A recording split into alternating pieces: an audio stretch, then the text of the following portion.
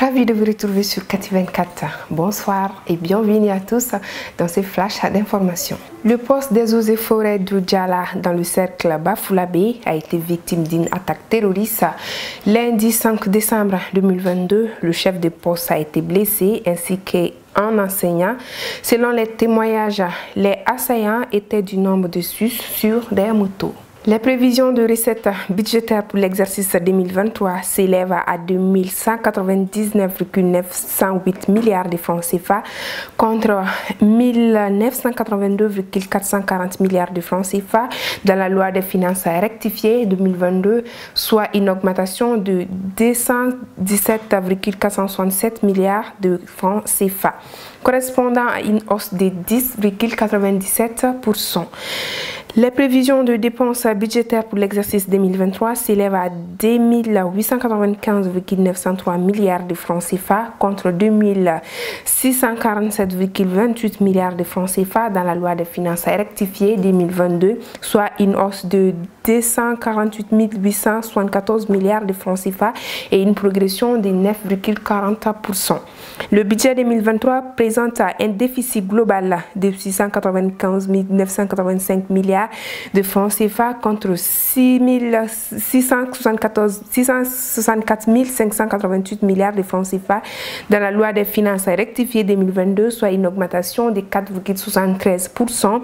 À l'issue des travaux, le ministre de l'économie et des finances a remercié l'ensemble des acteurs du processus budgétaire pour les efforts consentis ayant abouti à l'adoption du projet de la loi des finances 2023. Une femme de 36 ans est décédée suite à une électrocution survenue le samedi 3 décembre 2022 à Bafoussé.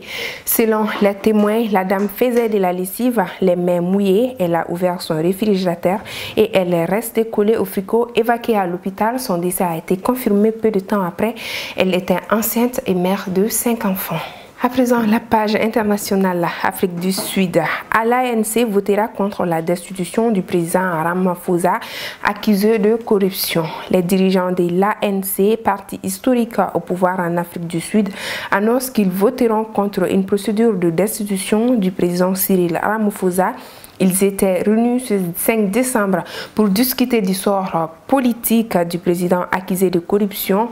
Le parti au pouvoir en Afrique du Sud, le Congrès national africain ANC, apporte un soutien total au président Cyril Ramaphosa dans la tourmente après un scandale. Le parti annonce que ses membres au Parlement voteront contre une procédure de destitution du chef de l'État. Nigeria, 13 personnes sont retenues comme otages par des hommes armés ayant attaqué la mosquée dans laquelle ils étaient réunis pour prier dans l'état de Katsina, dans le nord-ouest du Nigeria, a annoncé le dimanche la police.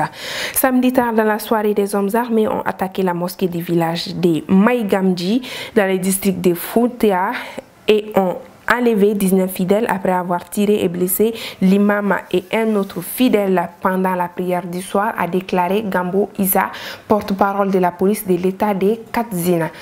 Nos hommes se sont lancés à la poursuite des bandits et ont réussi à sauver 6 des fidèles des mains de leurs ravisseurs, tandis que des efforts sont en cours pour libérer les 13 autres, a-t-il ajouté.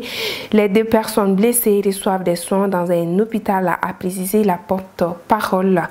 Des camps criminels connus localement sous le nom de bandits opèrent dans le nord-ouest et le centre du Nigeria où ils terrorisent la population, attaquent et pillent des villages tuant de nombreux habitants, enlèvements contre rançon. Ces bandes armées pratiquent également de nombreux enlèvements contre rançon mais visent rarement les lieux de culte, ciblant davantage les établissements scolaires ou les voyageurs sur les routes.